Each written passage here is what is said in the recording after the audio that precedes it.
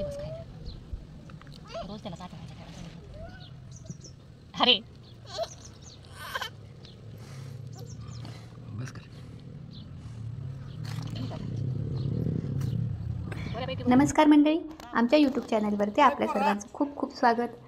सर्वांना नेहमीप्रमाणे आपुलकीचा प्रश्न, कसे आहात आपण सगळे? आय होप आपण सगळे मजेत असाल. तर आज दुपारच्या वेळेला जेवण करत असताना पप्पा गेले शेतात आणि घेऊन आले मधाचं पोळं. शेतातल्याच एका झाडावरती हे मधमाशीचं पोळं तयार केलेलं होतं आणि दुपारी पप्पा ते काढून घेऊन आले. तर खूप मोठं मधाचं पोळं होतं. हे सुनू काय ते बाबांनी बघूयात आता त्याच्यामध्ये किती मध निघतोय ते. तर मधामध्ये अनेक गुणधर्म असतात. मधामध्ये असणारे हिलिंग गुणधर्म हे कोणतीही जखम लवकर बरी करण्यासाठी फायदेशीर असतात. हा मध जखमेवर लावल्याने जखम लवकर बरी होते आणि त्याची व्रणही राहत नाहीत. घसादुखीपासून आराम मिळवण्यासाठी देखील मधाचे सेवन केले जाते. गरम पाण्यासोबत मध घेतल्याने घशाची दुखणे तर थांबतातच, परंतु होणारी जळजळ देखील कमी होते. अगदी सौंदर्यापासून ते आरोग्यापर्यंत मधाचे बहु फायदे आहेत. मध हा खरं तर सगळ्यांचा आवडीचा पदार्थ आहे. मध हा अँटीऑक्सिडेंट आणि अँटीसेप्टिक गुणांनी युक्त असतो. या मधाचा आयुर्वेदामध्ये औषध म्हणून देखील वापर केला जातो. परंतु याचे गरजेपेक्षा अधिक सेवन केले तर ते मात्र आरोग्यासाठी घातकही ठरू शकते. रोगप्रतिकारक शक्ती वाढवण्यासाठी मधाचा उपयोग हा होत असतो. त्यामध्ये असणारे अँटीबायोटिक आणि अँटीसेप्टिक गुणधर्म हे आपल्या रोगप्रतिकारक शक्तीची वाढ करून झालेल्या संक्रमणाशी सहजपणे लढू शकते. पचनासंबंधित समस्यांवर देखील मध हा बहुउपयोगी आहे. मधामध्ये प्रीबायोटिक गुणधर्म देखील असतात, जे आतड्यांमधील चांगल्या जीवाणूंच्या वाढीसाठी देखील उपयुक्त ठरतात.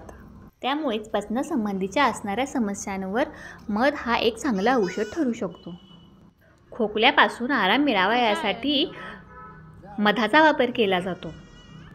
सर्दी, खोकला तसेच घशासंबंधित आजार बरे करण्यासाठी मधाचा वापर केला जातो. गरम पाण्यामध्ये हा मध मिक्स करून त्याचं सेवन केल्याने घशाला, सर्दीला, खोकल्याला आराम पडतो.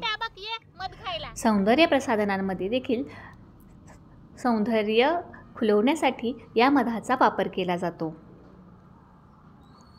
मधाचे जसे फायदे आहेत तसेच त्याचे अधिक सेवन केल्याने काही तोटे आणि समस्या देखील जाणवू शकतात.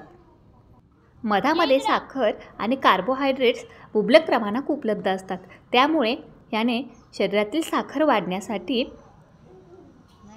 कारणीभूत देखील ठरले जातं.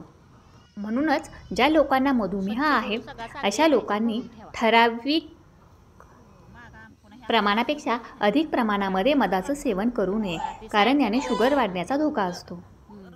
ज्या लोकांना बद्धकोष्ठतेचा त्रास आहे तसेच पोटाच्या समस्या आणि तक्रारी आहेत अशा लोकांनी देखील मधाचं सेवन हे कमी प्रमाणात करायला हवं.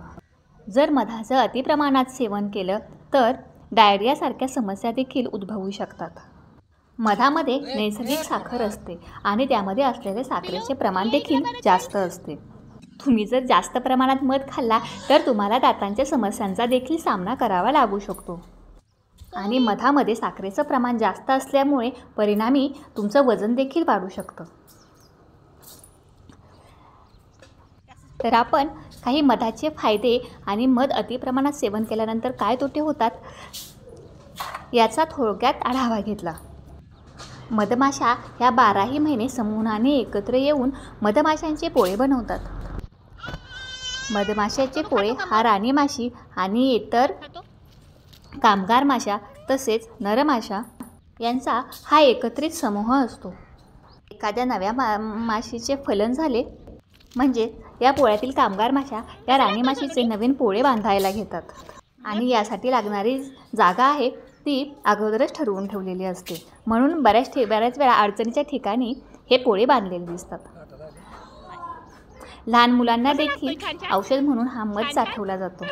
आपल्याला व्हिडिओमध्ये दिसतच असेल की सोनूला देखील हा मध साठवला जात आहे.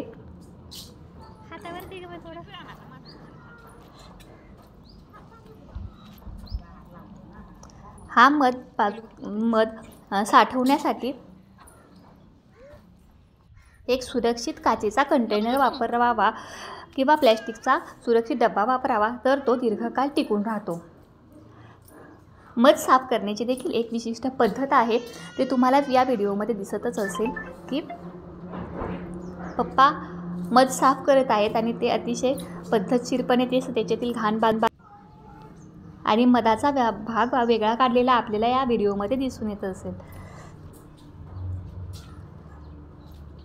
आता बहुतांशी मध हा पोळ्यापासून बाजूला काढलेला आहे, ताटात एकत्रित गोळा केलेला आपल्याला दिसून येईल.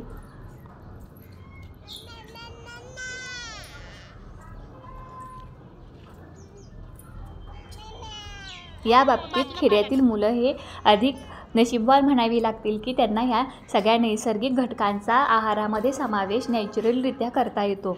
जे ज्या स्वरूपात आहे त्या स्वरूपातच ते त्यांच्या शरीरामध्ये जातं. त्याच्यामध्ये कोणत्याही प्रकारचं प्रिझर्वेटिव्ह वापरलं जात नाही.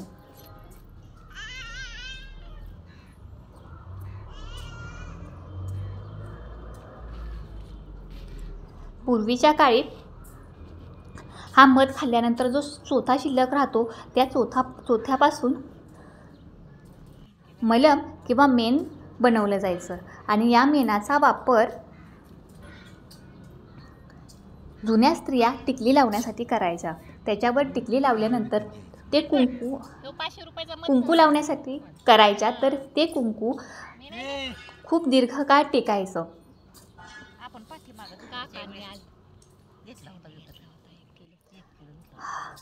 आत्ताच्या आधुनिक काळामध्ये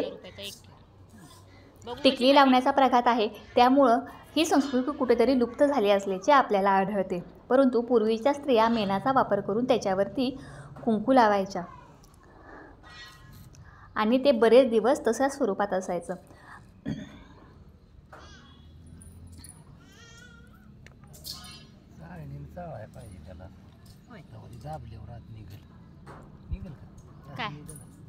तर मध काढल्यानंतर जो चोथा शिल्लक राहतो त्या चोथापासून मेण कसं बनवायचं याचा एक वेगळा व्हिडिओ आम्ही तयार करणार आहोत. तो आपल्याला आमच्या यूट्यूब चॅनलवरती पाहायला मिळेल.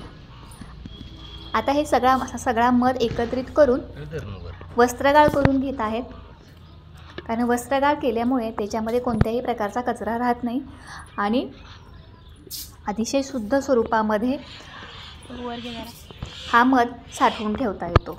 तर आपल्याला दिसेल व्हिडिओमध्ये की एका स्वच्छ फडक्यामध्ये हा मध ठेवलेला आहे आणि त्याच्यातून तो वस्त्रगाळ करून बाजूला केला जातो.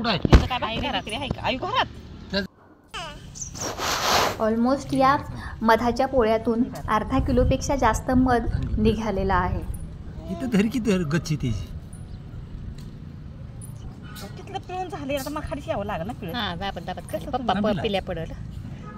तर निसर्गाने उपलब्ध करून दिलेला हा आयुर्वेदाचा